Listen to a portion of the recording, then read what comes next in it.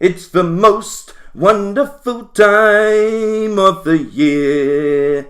For most people, Christmas is a happy, lovely time. For me, having spent it alone last Christmas, like George Michael in the famous song, I wasn't so impressed with Christmas when it came to 2017. So when it came to 2018 and we hit November, I thought, you know what? I need to go out there and get some new Christmas inspiration, or at least some sort of holiday spirit. I went to look into traditions across the world and, well,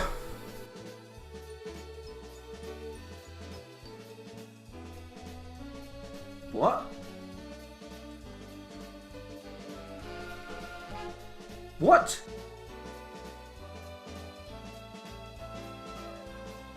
Yeah. Holland, we gotta have a little discussion.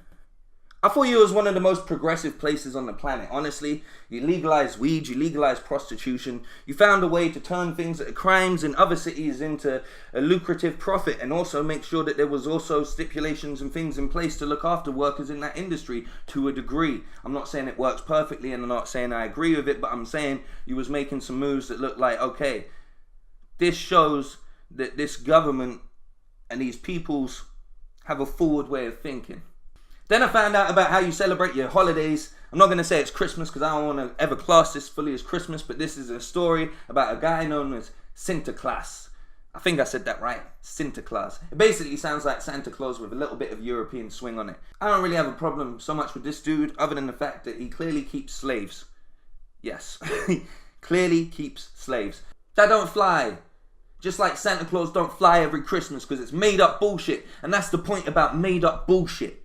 You can change that. You're talking about how good it is for the kids and how you want to keep a tradition alive for your children.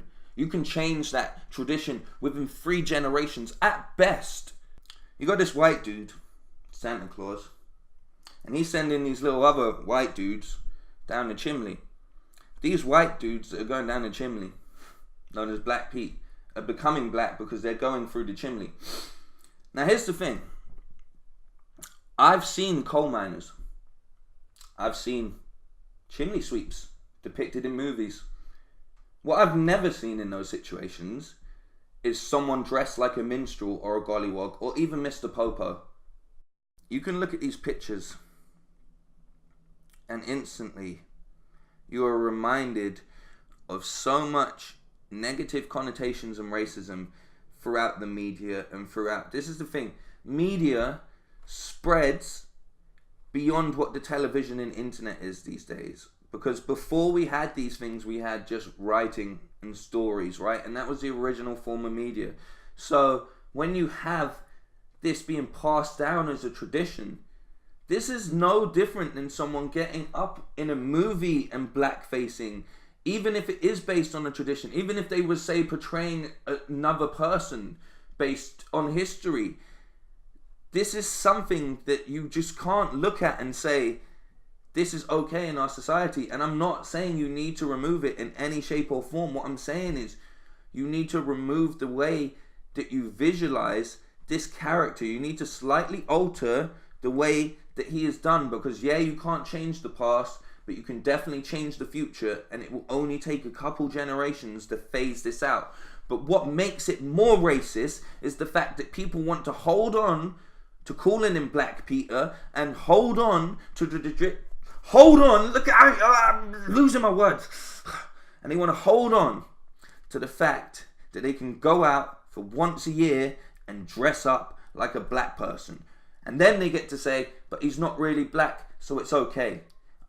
And that is not okay. That in itself is probably what makes me, and a lot of people when they look at this, want to combat it even more than the blatant racism and the dressing up, is the blatant ignorance and denial and guilt that you feel that when someone says, this makes me feel offended, you take offense and say, no, you shouldn't feel offended because you're now offending my culture. And the point is, I don't care if you're fucking from Holland, if you're from Africa, if you're from anywhere, we all share one single race.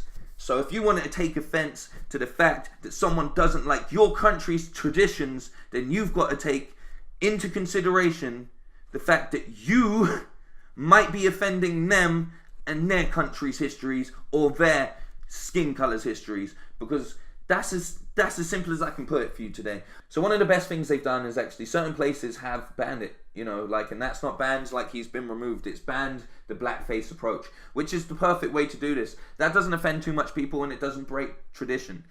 Another thing they've tried to do though is change his image so he's a bit more positive. So he plays tricks on people and he's more of a joker and he hands out the presents and stuff. But the thing is, what's funny when you look back on the history of portraying black people back in the day with the Yes or Massa and all of that kind of stuff is, yeah, they went for the kind of almost he'd trick you, you know, devilish ways almost. Like, I still think tricks, pranks and stuff are heavily associated with the work of the devil. So yet again, that doesn't update him to the best person. If you want to make him really like updated, just make him the white person that he's meant to be. A white person with a little bit of coal on his face. It's not hard.